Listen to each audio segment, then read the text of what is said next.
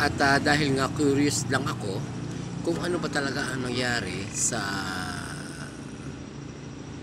Laurel at Talisay, Batangas, minabuting puntahan ng ating team, ang Captain Action Team, ang lugar kung saan nangyari ang pagsalanta at pagkakupit ng bagyong Christine. So ito nga, binabaybay natin ang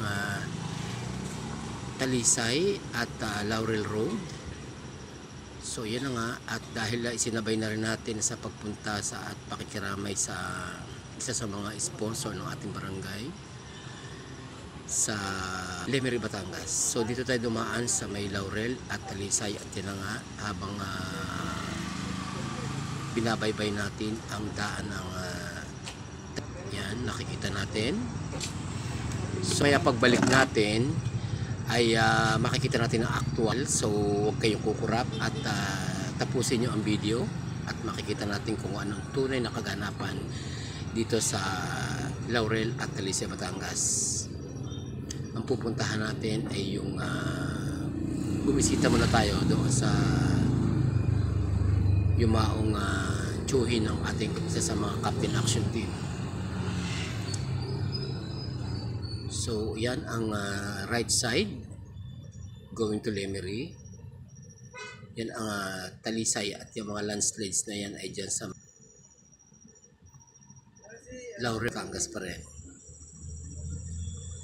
So habang binabaybay natin ang daang ito ay namamangha talaga tayo sa kung paano nangyari ang hagupit ng tadhana at ng bagyong Christine, no? And later lang ay makikita natin ang actual kung ano talaga ang nangyari pagbalik natin. So binabaybay natin ang daang ito. May mga ilan-ilan tayong nakikitang mga daan na talagang o yung mga gumuho na mga bundok. Yun ang taas, oh.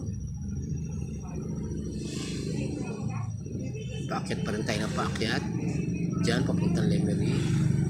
So ang mga dinadaanan natin ay hindi pa natin masyadong maaninag na maayos kung ano talaga nangyari, although na was out talaga at medyo inaayos na ng pamahalaan lokal. So curious pa rin tayo kung ano talaga ang kinahinat na lugar na ito. So pagbalik natin mamaya ay makikita na natin yung actual.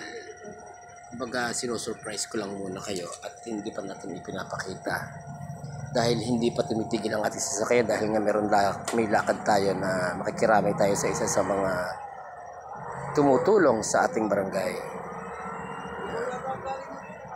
isa sa mga sponsor kumbaga. Yan.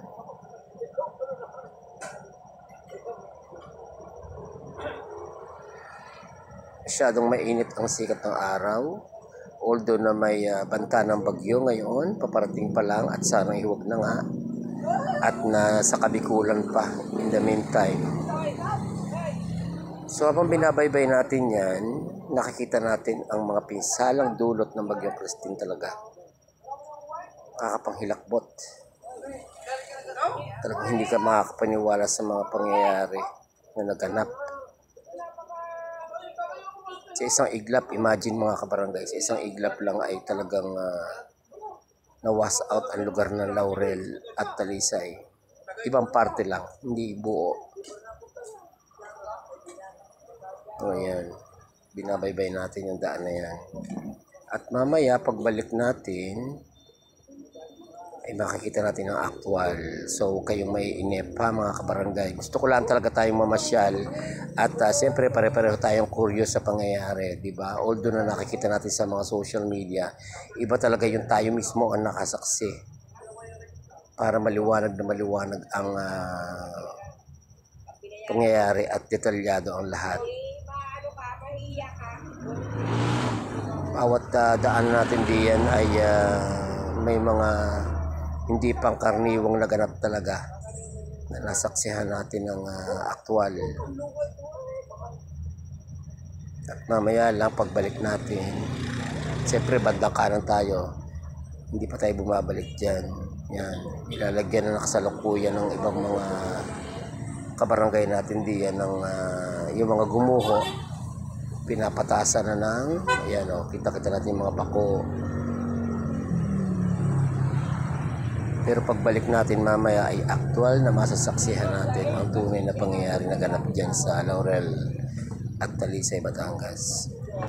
Ayan o, grabe. Diba mga kabarangay? Tingnan nyo, Poblacion 5.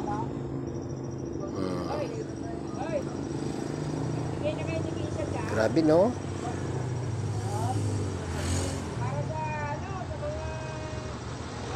Mamaya titigil tayo dyan sa area na yan pagbalik natin.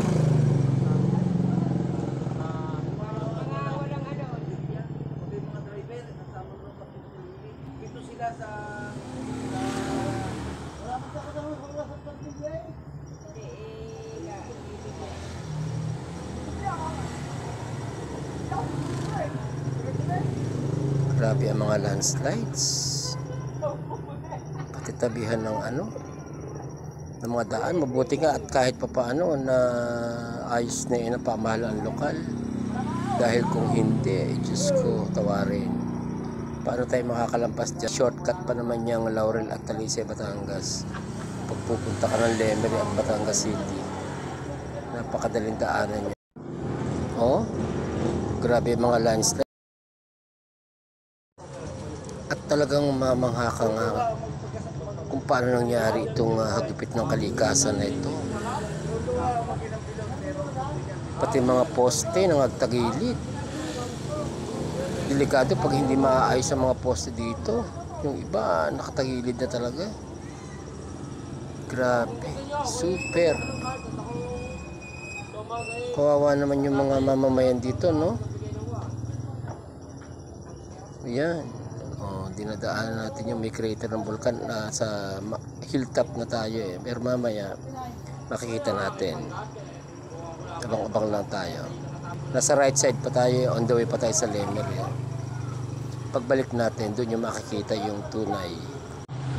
So, tapusin ninyo ang vlog natin at ang video ito para hindi nyo ma-miss yung actual footage. Medyo nagkukulimlim na ng konti panahon at dahil nga may announcement na madaling araw ang daan ng bagyo, so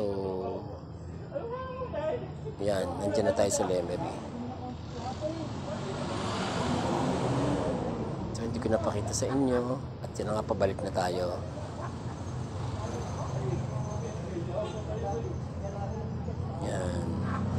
Yan, ang crater ng volcan. Zoom natin.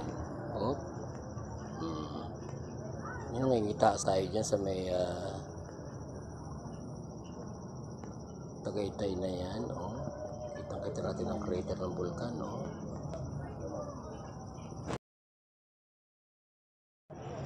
Yan, diretso lang.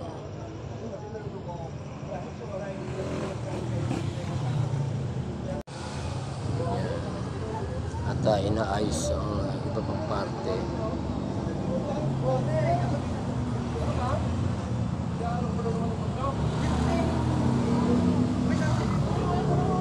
Tignan natin.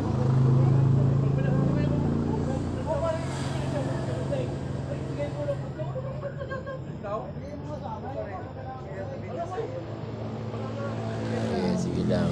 Malapit na mga kabarangay. Kaya may inip.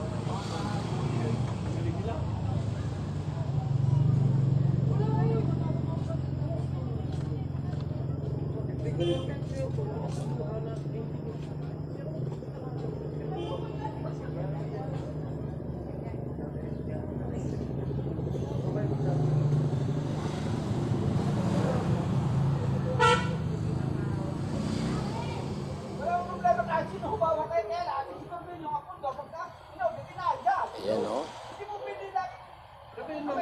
Balik na tayo dyan. Ayan o. Samantalang titigil tayo mamaya para makita natin yung actual footage talaga.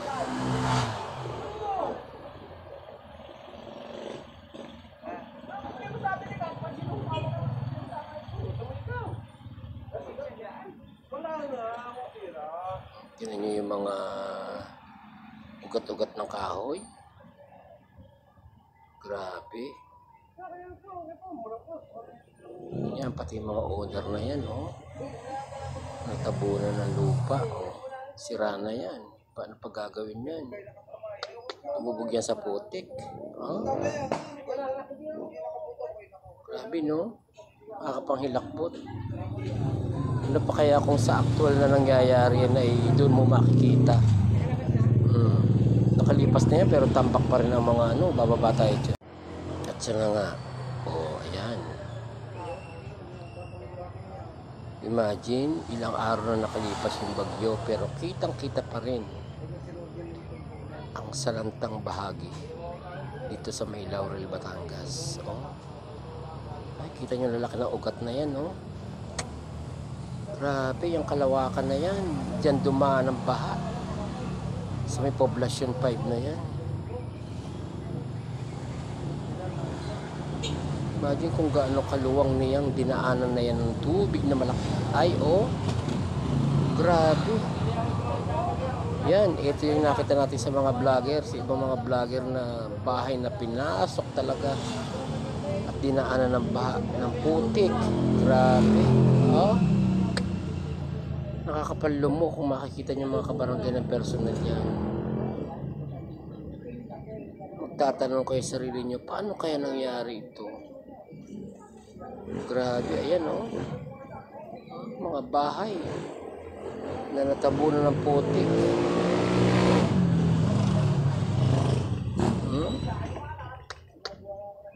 Yung ang laki ng ugat na yan, oh. Ayan, pasok sa loob ng kabahayan, oh. Grabe. Imagine, ha, paano pa Diyos ko, tawarin. Mahirap na magsalita. Grabe, ang pangyayari na ganap talaga mga kabarangay. So sana hindi na maulit to. Diyos ko, tawarin. Oh, yan yung tulay na dinaanan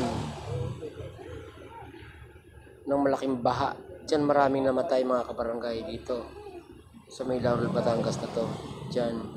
Siguro yung iba naanod na dahil nga ano, ayan, no, Poblacion 5. Mantakin yung gano'ng kaluwang na yan. Dinaanan niya ng baha. Ay, oh, mga ugat-ugat pa hanggang hindi pa naaalis.